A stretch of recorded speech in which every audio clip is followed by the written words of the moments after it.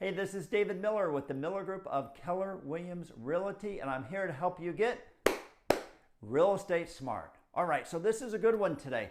I'm going to be talking to you about the top 2 reasons why Zillow offers failed. If you haven't heard the news, Zillow offers is no longer being offered. So what is Zillow offer? So Zillow offer is an iBuyer. An iBuyer in real estate is an instant buyer, which means they're sort of like a big investor that offers cash for a house. And the benefit to the seller is that you get to choose your close date. You don't have to prep your house to sell, and you don't have to do anything. And it's from a convenience perspective. So the business model that they use is that they buy it below market value, and then once they buy it, they add some things, and then they sell it for more money, and that's how they make their money. So that's the model. There's 2 other carriers that do that, Open Door as well as OfferPad. Now it's a great concept, but a lot of people, it's only there for people that need that convenience, because you are paying for that convenience because you're going to net a lot less money. Now, they only represent in Florida, in Metro Orlando, about 2% of our sales, 2 to 3% of our sales, so it's a very small part.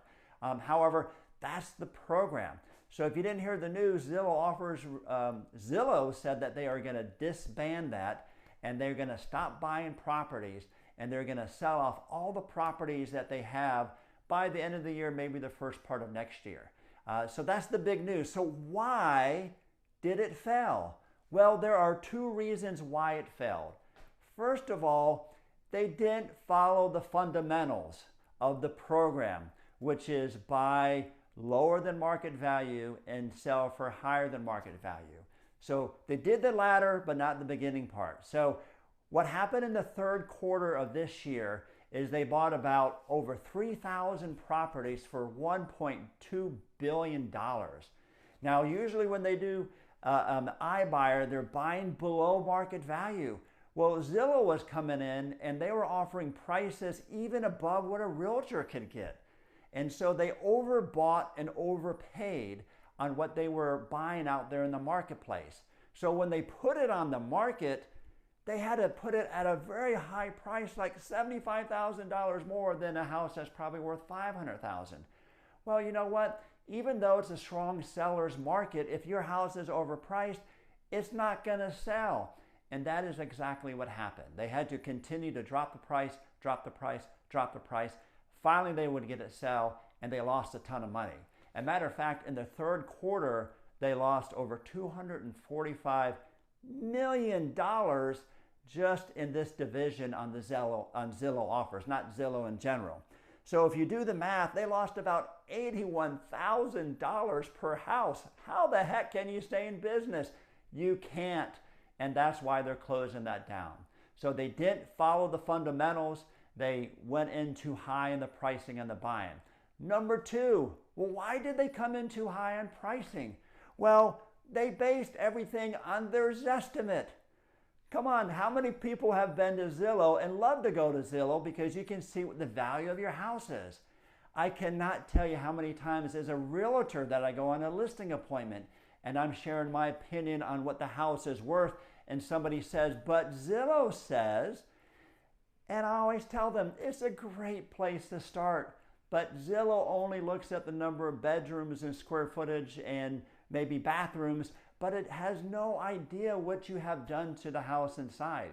Especially if you're in an older neighborhood and you've done all these updates. If the most recent sales in your neighborhood were houses that were not updated, your value is going to be low. However, if you haven't done any updates to yours, but all these other houses that sold around you have been flips that are totally updated, you're going to feel that your house is worth a lot more than what it actually is. So that really bit them in the butt. Even their CEO said, I'll read this to you here, if I can read it here. He said that we have been unable to accurately forecast future home prices as well as going back. So based on that, they lost a ton of money and they had to disband that. Now, is this good news to buyers, right? I mean, they have, I think, over 9,000 homes. I think right now they have about 1,956 homes in Florida. People are like, man, if that hits the market, maybe that's going to flood the market and then that's going to make the prices go down. Let me tell you, that is not going to happen. And the main reason is because the inventory is so low. It's so low that we welcome them to come into the marketplace. But here's the problem. Zillow is not going to be putting them on the market one at a time. They're actually soliciting hedge funds to buy them from them. I think there was just a deal last month or last week where they sold off 2,000 of the inventory that they had on there. So as an end user, the buyer, you're not going to be able to see that. So what Zillow's doing now is they're getting back to the basics. And you may not know this, but Zillow makes the majority of their money from realtors. Yeah, realtors. What they do is they take the properties that we're selling and they do a great job on putting them on a web page and doing the marketing, and people go there because they want to see their home value. But then they have people that want to see homes and they capture them and then they resell that to realtors, and realtors pay top dollar to be able to hit that buyer. So if you're ever on Zillow and you see a realtor's picture up there, it's probably not the listing agent. It's probably somebody who's paid Zillow a lot of money to make sure that they're the one that gets that lead. So anyways, those are the top 2 reasons why Zillow failed in their iBuyer strategy and why they are getting out of the business. Now, if you feel that this is of value to you, please subscribe to our YouTube page. We're really trying to build that to help the algorithms, and also make sure that you put any comments below. We like to respond to any of them, and I hope that you are now real estate smart. Have a great day.